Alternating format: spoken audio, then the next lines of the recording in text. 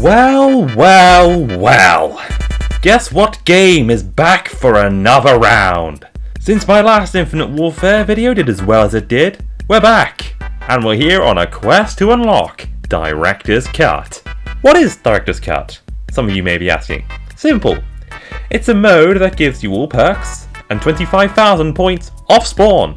All box weapons are pack-a-punched, all wonder weapons are in the box, and there's a lot more goodies as well. The catch is, however, you have to complete all the Easter eggs of all 5 maps. But our first map is Zombies in Spaceland, and its Easter egg has only like 4 steps. It should be easy, right? Right?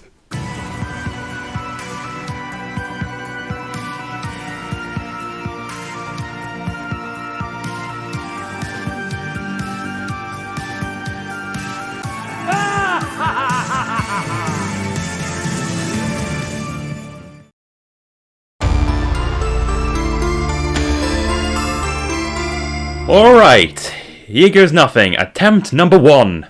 I'll spare you the details of the initial setup other than the fact that I knew where all the power switches were after not playing this map for like a year. Whilst the Easter egg itself consists of very few actual steps, the actual map has a lot of side stuff to do to set yourself up. And in my previous times playing, I'd assumed I'd barely scratched the surface of what this map had to offer. And boy was I not wrong! As of this run, I had 2 goals to work towards while I progressed through the map. Number 1. Acquiring the Shredder. One of the wonder weapons of the map. Not only is it good to have by my side, I'll need it later on. For my first part, I need to get a souvenir from a certain vending machine on the map by inserting 3 red tokens into it. Whilst this was happening, I opened and powered the arcade and played some games. You can actually play games in the arcade on this map. Pretty cool.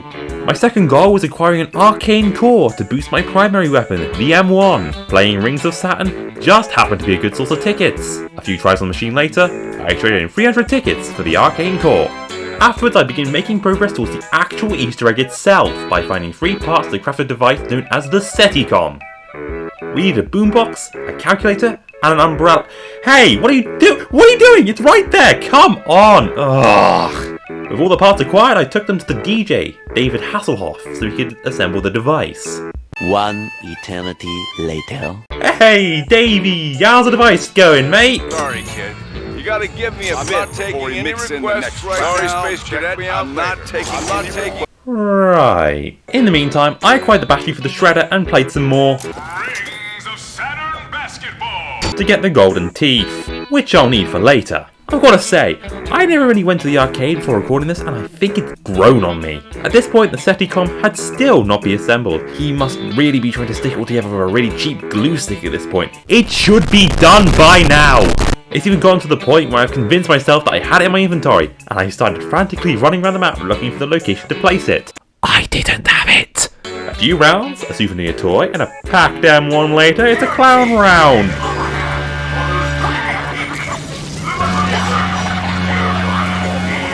Jeez, what was that sound? Now, I believe that sound means that the SETICOM is ready to collect.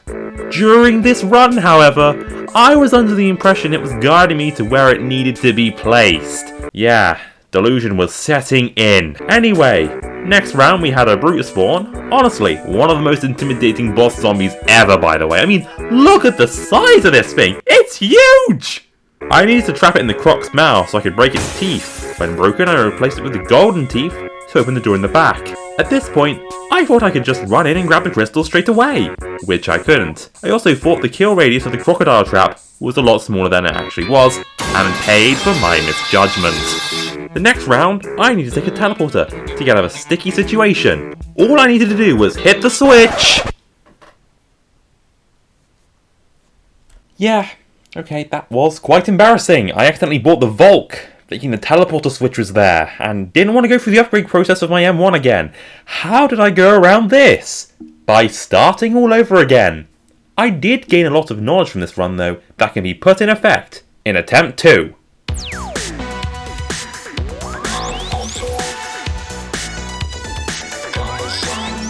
The setup this time round was definitely better than the last. All of the SETICOM pieces happened to spawn in the same place as last time. I had greatly improved out the... Nope. I had greatly improved out the... had greatly improved at the... Oh dear. Both the arcane core and the golden teeth were in my possession. Eventually. And we had enough tokens to get the souvenir. Oh, come on, this again. You get the idea. We had gotten to where we were before. And you never guess what? I got the Seticom. And this only took half the time attempt number 1 took. Now that the Seticom was in our hands, we needed to find a suitable place for the damn thing. What better place to put it than in an underground maintenance area? Now we need to defend it from zombies. These zombies were much stronger than they are in normal rounds, and the M1 couldn't keep up, unfortunately.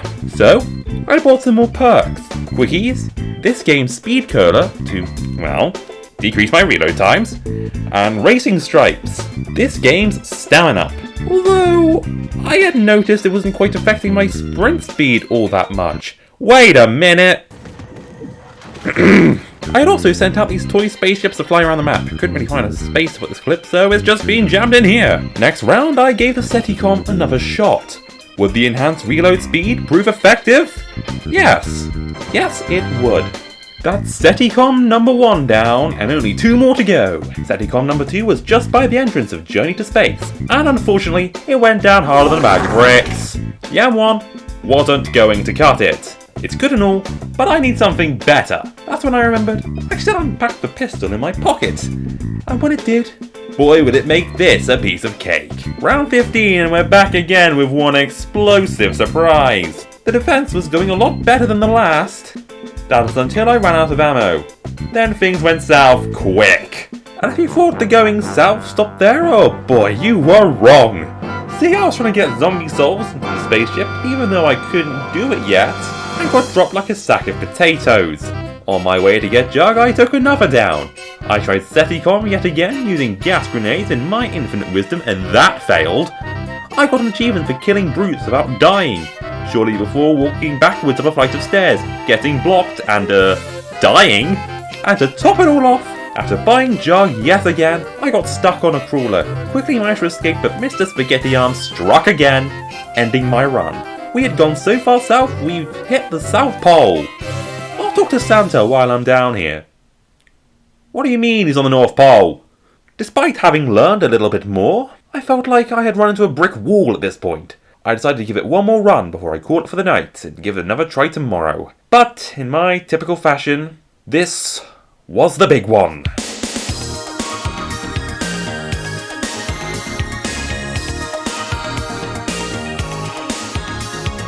Okay, attempt 3. This time around the Seticom pieces were not in the same place as last time. Didn't take me too long to find them though. I had done a little extra research and discovered that the arcane cores are useless until you upgrade them. So now I had 3 guides out at once, and it was confusing as hell. By round 7 I had my first red token. I hope we get the souvenir fast like we did last run. Fast forward to round 13, we try something new. Remember the spaceship I was trying to charge up, where I died? Well, first we needed to get killed with the trap in its respective area before we can do that. Afterwards, we could charge it up with zombie souls for something special. I'd like to introduce you all to the Wind Core, which can make your weapons even stronger than before. I'd then basically repeat this with the Chronosphere, get a fire core for my candle, so I could then get the gem for the shredder. There's a lot of stuff to do. Before that, however, I would attempt the first Seticom defense with my M1, and to say it was a stomp was an understatement. The M1 with the Wind Core was OP as shit, and soon it'll get even stronger. I then tried to find the next Seticom during the next round, which happened to be a clown round. And while I couldn't find it, I'd just like to take a moment to admire how the clown rounds are. Hearing that honking getting closer and closer is somehow hilarious and utterly terrifying at the same time. Especially in the early game, where you may not even have Jug. Anyway, I'm rambling, sorry.